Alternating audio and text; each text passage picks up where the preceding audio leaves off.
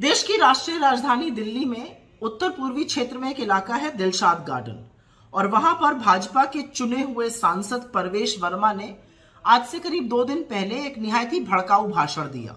वहां पर एकत्रित भीड़ से उन्होंने बोला कि अगर तुम उन लोगों को समझाना चाहते हो और ठीक करना चाहते हो तो उनका पूर्ण बहिष्कार कर दो, उनसे सब्जी फल और तमाम अन्य चीजें मत खरीदो। खूब नारे भी लगवाए। एक और भाजपा के शिरोमणि है, लोनी से विधायक हैं नंदकिशोर गुर्जर, वो तो 2 हाथ आगे चले गए।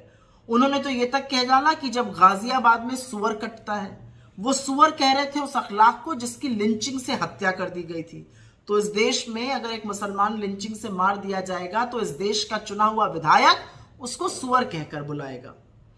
अब उस भीड़ जहां पर ये हुई, जहां पर ये रैली हो रही थी, वहां पर पुलिस भी थी।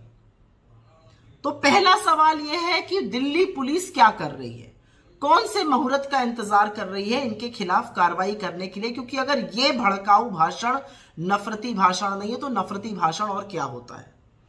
दूसरा, कोर्ट क्या कर रहे हैं, क्यों नहीं संज्ञान ले रहे हैं? सब जगह ये स्पीचेस हैं। क्या कोर्ट अपनी ही बात को मानकर चुप बैठा हुआ है कि अगर नफरती भाषण भी हंस के दिया जाए तो वो नफरती नहीं है? अब तीसरे मुद्दे पर आ जाते हैं कि ऐसा ये लोग क्यों करते हैं, क्योंकि परवेश वर्मा ने दिल्ली के दंगों के दौरान भी ऐसी कुछ आपत्तिजनक बातें कही थी, और नंदकिशोर गुर्जर को तो सबने देखा था कैसे किसान आंदोलन में हाथापाई और मारपीट करने इनके गुंडे पहुंच गए थे और खुद भी पहुंच गए थे। ऐसा ये लोग इसलिए करते हैं क्योंकि इनको लगता है कि भारतीय जनता पार्टी में यह सबसे प्रबल तरीका है सक्सेसफुल होने का, सफल होने का। इन सबके आराध्य, इन सबके रोल मॉडल अनुराग ठाकुर जैसे लोग हैं। मंच से नारा लगवाओ, गोली मारो डैश को, और उसके बाद जाकर कैबिनेट मंत्री बन जाओ। तो इन लोगों को लगता है ये सबसे शॉर्ट तरीका है, सटीक, ऐसे ही आगे बढ़ते जाना है। अब बात आती है कि मोदी जी क्या आप चुप रहिएगा या कुछ कीजिएगा? आपका सांसद खड़ा होके मंच से पूर्ण बहिष्कार की, सुअर होने की गंदी गंदी बातें कर रहे हैं, आप क्या कीजिएगा? मूक दर्शक ही बने रहिएगा? पर मोदी जी पर कुछ और बोला जाए उससे पहले उनके छोटे भाई अरविंद केजरीवाल जी पर बोलना जरूरी है। अरविंद केजरीवाल जी जब भी दिल्ली में कुछ होता है मौन धारण कर लेते हैं। दिल्ली में बुलडोजर चला, केजरीवाल जी चुप।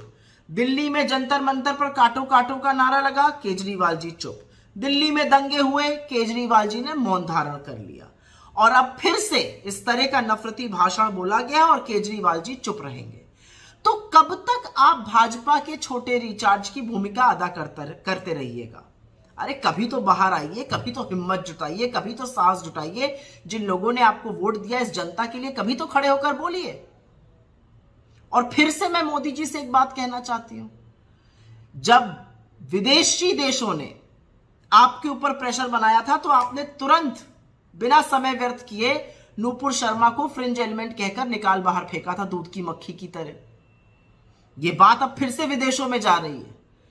विदेशी चैनल, विदेशी अखबार इस पर फिर से लिखना शुरू कर रहे हैं जो परवेश वर्मा जी ने रचा है। अब क्या कीजिएगा? अभी भी चुप रहिएगा?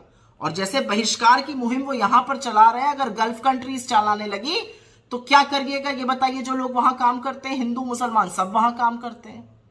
तो दिक्कत की बात यह है कि नफरत की आंधी में इतने मत बह जाइए, इतने मत खो जाइए कि रैशनल थिंकिंग और जो राजधर्म है आपका वो आपको याद रहे। राजधर्म याद है ना? 2002 का पाठ पढ़ाया गया था आपको। इस देश में कानून और व्यवस्था का पालन करवाना और देशवासियों की पूर्णतः सुरक्षा करना आपका राजधर्म है। आपकी नाक के नीचे आपका नफरती चिंटू बना सांसद भड़काऊ भाषण देता है और आपके मुंह से एक शब्द नहीं फूटता है। दुर्भाग्य है इस देश का कि आप इस देश के प्रधानमंत्री हैं।